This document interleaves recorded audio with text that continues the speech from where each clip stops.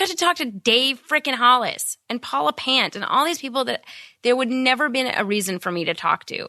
And I keep thinking, what would have happened if I didn't do this? Like, what would I have been doing this year? Now, it's scary for me. It was overwhelming. It's scary for everybody, but it's so worth it. Hey there, I'm Goli Kalkaran, and this is Lessons from a Quitter, where we believe that it's never too late to start over. No matter how much time or money you've spent getting to where you are, if ultimately you are not happy, then it's time to get out. If you're feeling stuck and you feel like there's gotta be more, there's gotta be a way to feel fulfilled and excited about what you do, then this is the podcast for you. Each week, I will sit down with an inspiring guest who quit their professional career in order to forge their own path and create a life that they love. Hi, guys. Welcome to another episode of Lessons from a Quitter. You guys, it is the 1 year anniversary episode. I honestly can't even believe that I've been doing this for a year. I know this is going to sound super dramatic, but this has literally been one of the best years of my life because I have grown so much more than I ever expected through this podcast. It has been some of the most fulfilling projects that I've done, that I've worked on, the people I've met, the community that has grown around it. I cannot express how much it truly means to me. That's not to say that it wasn't a ton of hard work. It was one of the hardest things I've done for a lot of reasons. The fear around it, the sheer amount of energy it takes to put out content every single week. And there was a lot of times that I wanted to quit and just stop. And I'm so glad I didn't because it has turned into such meaningful work for me. So thank you. Thank you for showing up and listening. Thank you for letting me have this platform and the sweet messages and emails and DMs and reviews that you've written. I mean, really just make my life. I swear. I got one of the funniest reviews, like one of my favorite reviews actually recently.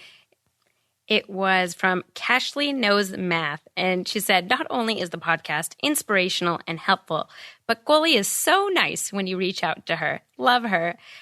It made me chuckle because I'm not sure if it was meant to be something like, I don't know, I think we elevate people at like different statuses and maybe it seems unapproachable, but like I'm literally just a person sitting alone in my room talking to myself. So the fact that you guys reach out and even like allow me into your quitting journeys means so much to me. So Cashley, I'm assuming it's K Ashley, thank you for that review and thank you for giving me the opportunity to connect with you and to all of you. I mean, I can't thank you guys enough. And I wanted to take this episode and do, the lessons from this quitter that I've learned from this podcast.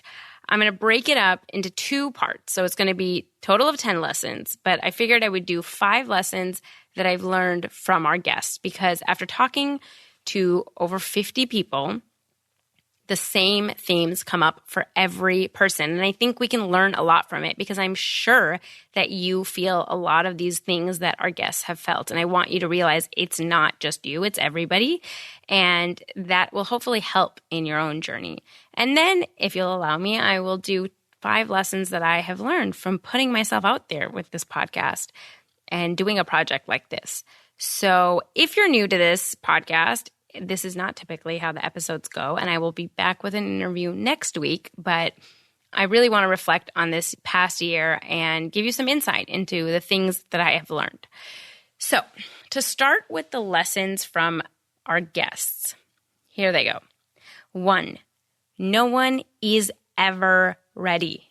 Fear will always be there. You can make a plan, and you should. You should have things mapped out to a certain point. But after that, you have to leap. Here's the thing. The fear is there because there is unknown, and it will always be there because you cannot predict what will happen. You can plan for it, but at the end of the day, you have to push yourself. And so if you're waiting to be ready, you will wait forever. Every guest I talked to talked about how they had moments to think like, what am I doing? This is crazy. I shouldn't be doing this. But they did it anyways. And you have to too. And that leads nicely into the second lesson that I've learned. And that is that fear is overblown. Listen, our minds were evolved and created to focus on fear. So we tend to focus on the negative.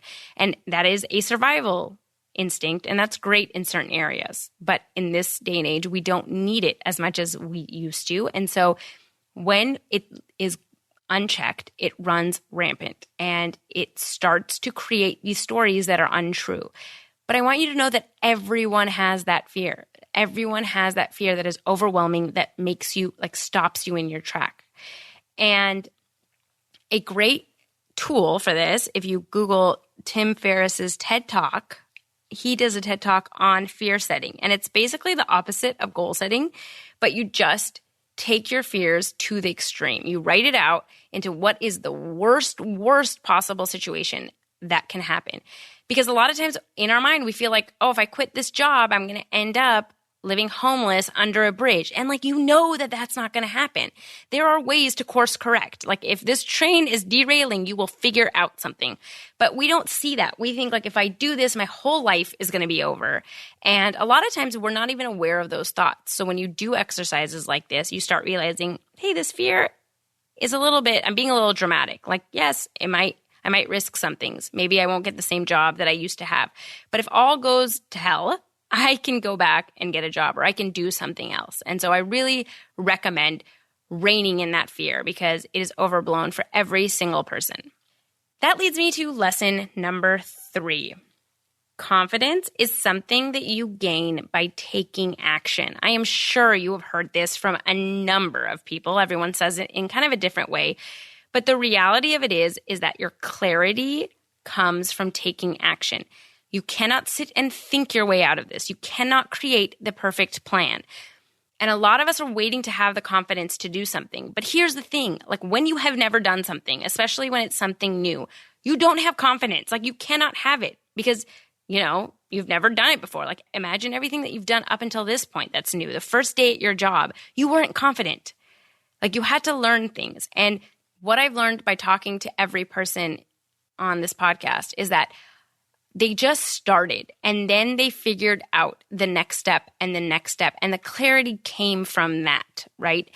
If they sat in their house and waited to figure out everything that was, quote unquote, the right decision, they would have never started. And that's another point, is that, like, there is no right decision. We are so afraid of making the wrong choice. But the reality is, you just pivot. I know this for myself with both the podcast and my photo booth business. They've both taken on numbers of iterations, because once I did it and I met someone new and I did something else and I got an idea and I changed, it took me to a different place. But had I never started, I would have not known to take those steps. So you have to take action if you want to be clear on the things that you want in life, on the dream career that you want. It comes through doing. Number 4, it could be so much better than you even imagined. We take so much time to worry about what could go wrong and all the ways we can fail and the sunk cost, how much time and money we've wasted by walking away, and everything bad. And we don't dream and look at, like, what could happen. It could be better than your wildest dreams. And I think that we've had a lot of guests show how this kind of plays out. For instance, on episode 6, we had Pi Jersa, and he was an accountant. He was working at a big firm. And if he stayed there, he likely would have made a good living. But he would be sitting in an office counting numbers for companies that he probably didn't care about. Instead, he quit and he went on this journey. And through that journey, he has become one of the highest rated, top paid wedding photographers in the nation. He runs a multi-million-dollar wedding boutique, like photography boutique. He teaches photographers all around the world about wedding photography and other types of lighting, and just basically teaches them photography. And it's like he would have never had that if he just didn't start. Or we had Erin Lowry recently on episode 52. And Erin started a blog about finances. She had no degree in finances. She wasn't a financial advisor, but she wanted to talk about millennials and their issues with money. And she's now gone on to write 2 best-selling books. She's writing her 3rd. She's created this unbelievable career where she travels around being paid to speak all over the nation and the world. She's doing what she loves. And I just think like a lot of times, like you must stand back and think, wow, like what if I never started that? Like look how much more amazing this is even than I expected. And I think a lot of times we spend so much time worrying about the negativity, and it would do us well to dream a little bit and think about all of the incredible possibilities by taking a risk. And that leads me to number 5. That is that it is okay to change your mind. And a corollary to that is that it is okay to be happy. We all evolve, which is a good thing. You are not the same person you were 10 years ago or 20 years ago, and you won't be the same person in 10 years. So it's okay to say that what served you then or what you thought you wanted then doesn't serve your life now. And I say the corollary of it's okay to be happy because what I see from a lot of people that are stuck is that on top of being unhappy in their job, they're also like beating themselves up because they're not grateful for this job or this, salary. And there are these thoughts that like we should be happy, but we're not. So we're just adding an extra layer of suffering. Our suffering is a lot about our thoughts about our thoughts. I know that's meta, but stick with me. It's not just that you're unhappy. It's that you're mad at yourself for not being happy. And it's just a waste of time. I mean, if you can just sit with your feelings and really understand them and say like, okay, I tried this. And for a million reasons, maybe I was led into it when I was too young and I didn't know what I was exploring. Maybe I was programmed to think I needed to do this kind of job. Maybe it just doesn't vibe with my personality. Like I am a creative through and through, and sitting behind a desk for 12 hours is killing me softly. Well, not softly, killing me slowly. That's okay. Accept it, and then you can move on. One of the things that I loved when I interviewed all these people is that once they were decided they were unhappy, they moved on. They didn't get stuck in this feeling of guilt or not taking action because they should like it. We talked to Phil Black, and he was a Harvard Business School grad and a Navy SEAL, and he had this high-paying investor job at Goldman Sachs, and he just decided that he wasn't happy, and he quit, and he went to be a trainer while he figured it out. That takes a lot of courage to not care about what other people think and put your own happiness first. And I just really want everyone to understand that you are allowed to be happy, and you are allowed to do what you need to do in order to find that happiness. Hey guys, we'll get back to the episode in 1 second. I just wanted to let you know that I am offering a free masterclass at the end of this month because I know so many of you want to start a side hustle or even figure out what your next step should be, but there just never seems to be any time between kids and work and a million other obligations. It seems like starting something on the side is a pipe dream. I get it. I was there, but I found a system that helped me manage my calendar and set realistic goals that I can work to and actually create the things that I want to do. And it has allowed me to start a company from scratch, which included figuring out design, hardware, manufacturing, software, all the things, and produce this podcast and pump out weekly content while only working part-time and staying at home with my kids. And I only do that because I have a system that works. And I want to teach it to you because I don't want time to be the thing that is stopping you from pursuing your dreams. So if you want to learn it, I would love to have you there. I'm only offering it twice live. It's July 29th and 30th. You can sign up at quitterclub.com/plan. Hope to see you there. And now back to the episode. Now, here are the 5 lessons that I have learned in the last year, not just from podcasting, but really taking this scary step of putting myself out there and doing a project like this and showing up on social media and trying to promote myself, which can be really scary. So here is what I've taken away. Number 1, the upside of putting yourself out there is so much bigger and better and more beautiful than the downside. Trust me, I had all the fears. I literally would think about specific people that would look at my Instagram account or see that I started the podcast and all the judgmental things they would say or think, and I would feel sick.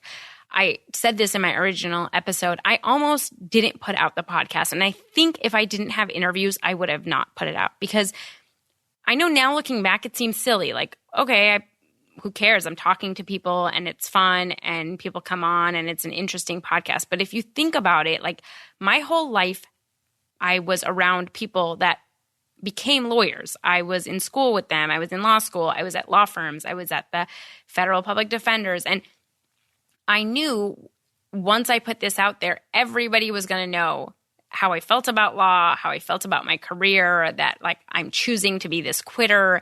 And there's a lot of stuff that's tied up in that. And there's a lot of things that get tied up with people's own opinions about what they're doing and about what I'm doing. And I was terrified. And I say this like to say, you know, going back to the lesson that I said earlier about how it could be so much better than you expected, honest to God, I didn't think about this upside and how it would make me feel. And I don't know if I can do it justice. I don't know if I can explain it because it's something that is unreal. But when I get DMs or emails, like still, it blows my mind. Like people that write me from different countries, different states, that tell me that they listen and that it helps them and it makes them feel not strange for not loving what they're doing. And it gave them the courage to start looking at, you know, their dream and how they're going to make that, accomplish that. I sit at night and I read it to my husband and I'm like crying sometimes, or I'm like, I don't even understand what's happening. And that feeling of fulfillment is something that I've never experienced before to that level. And it is something I wish everybody could experience. The fact that my Facebook group has now grown to over like 150 people and people are active and they're messaging each other and they're helping each other out. And I'm seeing that this like community is growing and that we're having a live event and people are going to come and check out, you know, what other people are doing and listen to past guests. And like we're creating this community that wasn't there and that it's so doable. Like I realize why people say to just do it, because it's hard work, but it's not impossible. It's not as big of a deal as I made it. And I look back now on this year and the fact that I got to sit down with 55 people that I would have no other reason to have talked to, that gave me the time of day, that talked to me, that I became friends with. I had an episode 4, Sarah Williams. She lives in England. She's an adventurer that goes on these incredible adventures. She was going on a bike ride from Canada to Mexico. And on the episode, we figured that she was going, you know, she was doing this as her next trip. And I live by the Pacific Coast Highway. And I told her that. And she came and she stayed with me for 2 days and we had the most glorious time. And like, we're friends now. And I just think about like all of those connections that I wouldn't have had if I didn't just put myself out there. I got to talk to Dave freaking Hollis and Paula Pant and all these people that there would never been a reason for me to talk to. And I keep thinking, what would have happened if I didn't do this? Like, what would I have been doing this year? Now, it's scary for me. It was overwhelming. It's scary for everybody. But it's so worth it. And when I said earlier this was one of the best years is because I look back and I think how much I've grown in this year. And I look at the previous couple of years and I realize like I was just sleepwalking through life. I was doing the same thing every day. I was hanging out with the same people. I was talking to the same people. And there isn't much growth. You kind of just end up sleepwalking through that life. You get up, you go to work, you go to the gym, you come home, you do the same things. And while this is uncomfortable, pushing yourself out of your comfort zone slows things down and makes you really evaluate what you want in your life. And it has done wonders for me. It's changed my perspective. It's opened up a whole new world for me. I want so much more. It's funny. I did this goal setting thing a couple of years ago.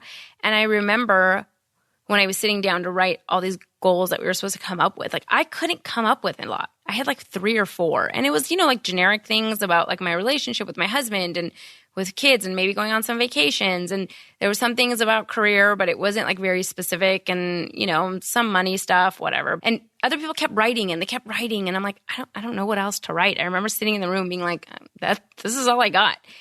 And I think back now on that. And I realized because I honestly didn't know that there were so many opportunities. I didn't know that there was doors open. I just thought I was kind of limited on the path that I was on, and there wasn't that many opportunities. Like there was opportunities for maybe making more money, but like that was what it was going to be. And now I think about what I want to do for the next year or 2 or 5, and it's like unbelievable amount of things that I want to try and that I want to get into. And I just realized how much it has enriched my life by just taking this scary step. So if I could give you one piece of advice, it's put yourself out there. Like seriously, do it. It doesn't matter in what way you do it. Just figure out a way and push yourself out of that comfort zone. So the second lesson is that your first version will suck. There's no way around it. But you can't get to the second or third or 50th version unless you go through that first. We all are afraid to fail. And it's not that we're afraid to fail. It's that we're afraid of others seeing us fail. We're afraid of being embarrassed. We're afraid of what people will say behind our backs. But the reality of it is that you will never get to anywhere without sucking in the beginning. I still cringe. I still cringe when I listen to any of my episodes, but when I go back and I listen to the first couple, and in the beginning, I knew as I was listening that I didn't love them. But I put it out anyways because I knew that until I start interviewing people over and over and over and over again, I'm not going to get better. And you just got to start somewhere. And so you have to start with that sucky version. You got to let go of this perfectionism. And perfectionism is really just a fear of failure disguised. It's just giving you security to not put yourself out there because it's not perfect enough yet. So you can still hold off. It's bullshit because nothing is perfect. And the thing that I've learned the most from this podcast is that we are all the same and we all just want to be seen. We want to feel connected. People want to see themselves in other people. They want to see that they are not alone. And vulnerability is the way to get there. It's to open ourselves up and stop trying to be perfect. Stop trying to look like you have it all together, that you have it figured out, that you know everything or like everything is polished. Just put it out there as an ugly mess. And I guarantee you people will connect with it more. Think about with yourself, like who do you like following more on social media? Who do you like getting advice from? Somebody that's real and like has a messy house and is juggling 4,000 things and doesn't know how to balance it, or somebody that seems like they have a perfect life. So that is to say, yes, it will suck in the beginning. And yes, you should still do it anyway. So on to lesson number 3. Guys, this is cliche. I get it. Don't roll your eyes at me. But it's the journey, not the destination. Now, we all know this. We've all said it a million times. But let me tell you, this is something that you should repeat to yourself every single day.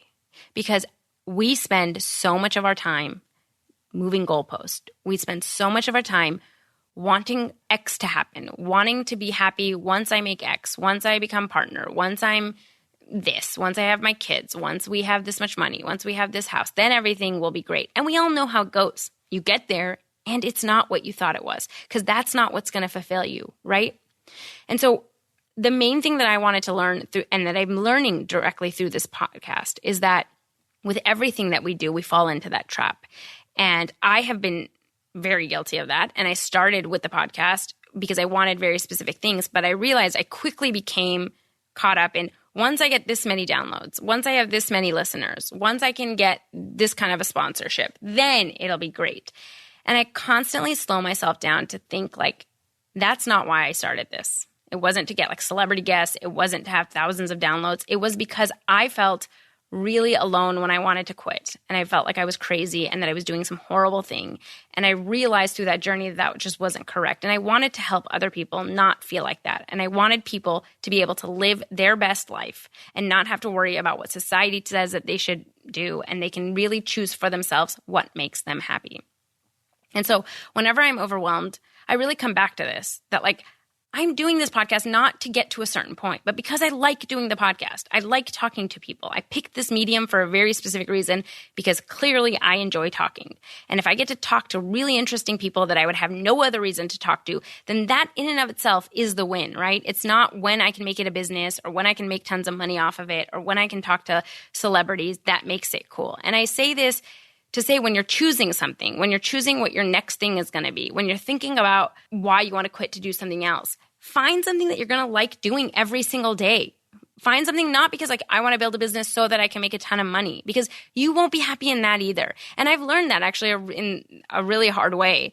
And to be completely frank, like I'm going through that a lot with the photo booth company that I have because I'm glad I started it because I wanted to learn a lot around business. But, to be honest, it's not that I'm super passionate about photo booths. So what am I doing with the business? I don't know. I'm kind of in this transition period of figuring out what I want to do with that company. But I say that to say like now I'm learning that it's not going to be once I get to some place. Like me building this podcast or this community, like the whole journey is what is just the fun part. And so I hope you learn that too. On to lesson number 4, which is you don't need permission. I know a lot of you don't even realize that you're seeking permission, but you are.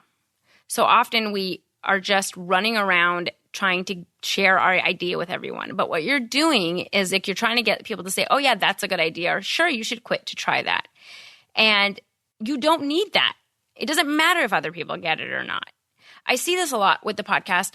I get a lot of requests for different types of guests. I've had people reach out to me and say, can you have somebody that is a sole breadwinner come on the show and talk about how they quit? Can you have somebody that is a single mom come and talk about it? Can you have somebody that is a mom that took a lot of time off to raise her kids and then went back and started, a separate career? And I understand this. Like, obviously, the reason I started this podcast is because I think it is important to see stories that show us what's possible. And I do it for myself because once I see somebody doing it, my brain says like, oh, if that person can do it, then so can I. And so I understand, again, going back to the vulnerability and the fact that we all want to be seen, I realize that part of this is that, but part of it is that you want permission. You want to see someone that has done it, that's in your shoes, so that you can say, hey, I can dream that too.